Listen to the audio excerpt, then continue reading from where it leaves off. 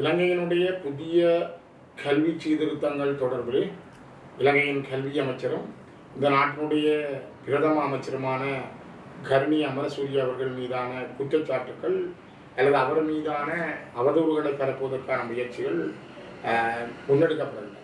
குறிப்பாக இலங்கையினுடைய பாராளுமன்றத்தில் இருக்கின்ற எதிர்க்கட்சி உறுப்பினர்கள் ஒரு தொகுதியினரால் அவருக்கு எதிரான கையொப்பங்கள் பெறப்பட்டு அவரை பிரதமர் பதவியிலிருந்தும் கல்வி அமைச்சர் பதவியிலிருந்தும் விலக வேண்டும் என்ற அடிப்படையில் நம்பிக்கையில்லா பிரேரணைக்கான ஒரு மனுவையும் அவர்கள் சபாநாயகரிடம் ஒப்படைத்திருக்கிறார்கள்.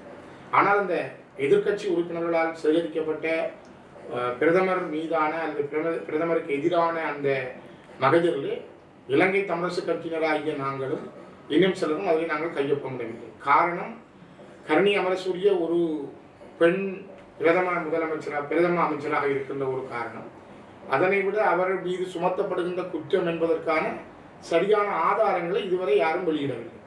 பல மத தலைவர்கள் அல்லது மத நிறுவனங்கள் அல்லது ஆறாவது அவருக்கு எதிரான சக்திகள் அதனை சொல்லுகின்றார்களே தவிர அவ்வாறான ஒரு அவரால் கொண்டு வரப்பட்ட கல்வி சீர்திருத்தத்தினுடைய விடயங்கள் தொடர்பிலே வெளியிலே வராமல் அவரே பாராளுமன்றத்தில் இது சீல் வைக்கப்பட்டிருக்கிறது, அவ்வாறான விடயங்கள் இல்லை என்று சொன்ன பிறகும் ஒரு அரசியல் ரீதியான பழிவாங்கல் நடவடிக்கையாக ஒரு அவதூறான முறையிலே இது கொண்டு வரப்பட்டிருப்பதை நாங்கள் ஏற்கவில்லை. இது தொடர்பாக எங்களுடைய கடந்த பாராளுமன்ற அமர்வு காலத்திலே எங்களுடைய பாராளுமன்ற குழுவில் நாங்கள் விவாதித்திருந்தோம்.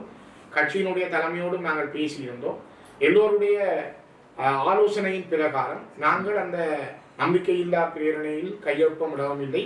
இனிவரும் நாட்களில் அவ்வாறான ஒரு நம்பிக்கையில்லா பிரேரணை பாராளுமன்றத்துக்கு கொண்டு வரப்பட்டால் பிரதமருக்கு எதிரான அந்த நம்பிக்கையில்லா பிரேரணைக்கு வாக்களிக்கக்கூடிய வாய்ப்புகள், அவருக்கு எதிராக வாக்களிக்கக்கூடிய வாய்ப்புகள் நமது கட்சியிடம் இல்லை என்பது எங்களுக்கு தெளிவாக இருக்கிறது. என்றால் நாங்கள் இந்த நாட்டிலே ஒரு தனித்துவமான இனம், நாங்கள் ஒரு தேசிய இனம், எங்களுக்குரிய பிரச்சனைகள் ஏராளம் உண்டு.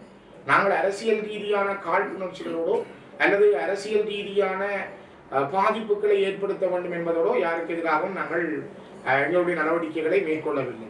குறிப்பாக இந்த புதிய கல்வி சீர்திருத்தம் என்பது நாட்டுக்கு மிக முக்கியமானது.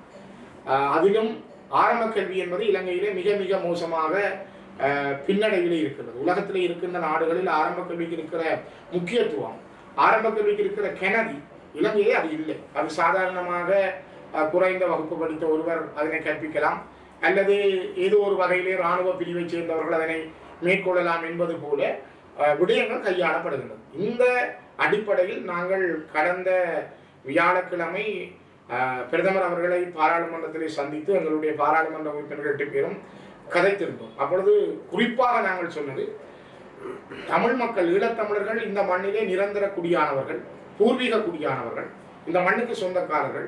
எங்களுக்கென்ற ஒரு வரலாறு உண்டு. குறிப்பாக குலக்கோட்டன், சங்கிலியன், பண்டாரவன்னியன், அரசகேசரி போன்ற பல மன்னர்கள் இந்த மண்ணை ஆண்டிருக்கிறார்கள். எல்லாரும் இந்த மண்ணை 40 ஆண்டுகள் ஆண்டிருக்கிறார்கள்.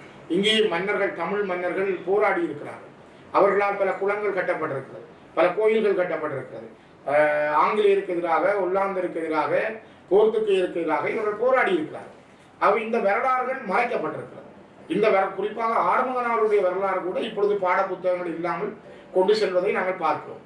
ஆகவே தமிழர்களுடைய வரலாறுகள், தமிழர்களுடைய அடிப்படை கோட்பாடுகள் ஒரு காலத்தில் இருந்தது. 70ஆம் ஆண்டுகள் 80ஆம் ஆண்டுகள் வரை பாட புத்தகங்கள் இருந்த பொழுது கடந்த அரசுகள் மெல்ல மெல்ல திட்டமிட்டு தமிழர் வரலாறுகளை இல்லாமல் செய்திருந்தார்கள். அந்த இல்லாமல் செய்யப்பட்டதை மீண்டும் பாட புத்தகங்களில் கொண்டு வர வேண்டும், அது உருவாக்கப்பட வேண்டும் என்பதை நாங்கள் தெளிவாக அவருக்கு விளங்கப்படுத்தியிருந்தோம். அது தொடர்பான அறிக்கை ஒன்றையும் நாங்கள் அடுத்த பாராளுமன்ற அமர்வு காலத்திலே 2 வாரங்களில் அவரிடம் சமர்ப்பிப்பதற்கும் இருக்கிறோம். அதற்கான அறிக்கையை நாங்கள் தயாரிப்போம். ஆகவே எங்களுடைய தமிழ் மக்களுடைய தேவைகள் ஏராளம் இருக்கின்றன. அவருடைய கல்வி தேவைகள், ஆசிரிய வெற்றிடங்கள், பல பாடசாலைகள் இருக்கிற ஊழியர்களுக்கான வெற்றிடங்கள், மாணவர்களுக்கான கதிர மேசைகள் கூட இல்லை. இந்த நிலையிலே கர்ணி அமரசூரிய அவர்கள் மீதான அவருக்கு சேறு பூசுகின்ற, அவரை ஒரு பெண்ணென்றும் பார்க்காமல் கீழ்த்தரமாக பேசுகின்ற, அவருக்கு எதிராக வன்மங்களை கொட்டுகின்ற விடயங்களில் நாங்கள் பங்காளிகளாக இருக்க விரும்பவில்லை. குறிப்பாக எங்களை பொறுத்தவரை விமர்சனங்கள் 1000 உண்டு. அரசு மீதான பலவிதமான விமர்சனங்களும் அவர்கள் மீதான கோபங்களும் எங்களுக்கு உண்டு. ஆனால் அவர்கள் தீர்க்கவில்லை என்ற கரிசனைகளும் உண்டு. அந்த கரிசனைகளை உரிய முறையிலே நாங்கள் கையாளுவோம். ஆனால் இப்பொழுது கரணி அமரசூரிய அவர்கள் மீதான பிரேரணை தொடர்பில் நாங்கள் அதுக்கு எதிரானவர்கள் அல்ல. அந்த விடயத்திலே நாங்கள் ஒரு நிதானமான பொறுப்போடும் ஒரு இனம் சார்ந்த கட்சியாக தமிழ் தேசிய இனத்தினுடைய அடிப்படையை வெளிப்படுத்துகின்ற தமிழ் மக்களுடைய பாரம்பரியத்தை கொண்டிருக்கின்ற தமிழர்களுடைய ஒரு வாழ்விடுமையை அடிப்படையாக கொண்ட கட்சி என்ற அடிப்படையில் நாங்கள் அந்த பிரேரணை தொடர்பிலே எதிர் மனப்பாங்குகளை கொண்டிருக்கிறோம் என்பதை மிக தெளிவாகவே நாங்கள் பதிவு செய்கிறோம். மேலதிக செய்திகளுக்காக எமது யூடியூப் தளத்தை சப்ஸ்கிரைப் செய்யுங்கள்.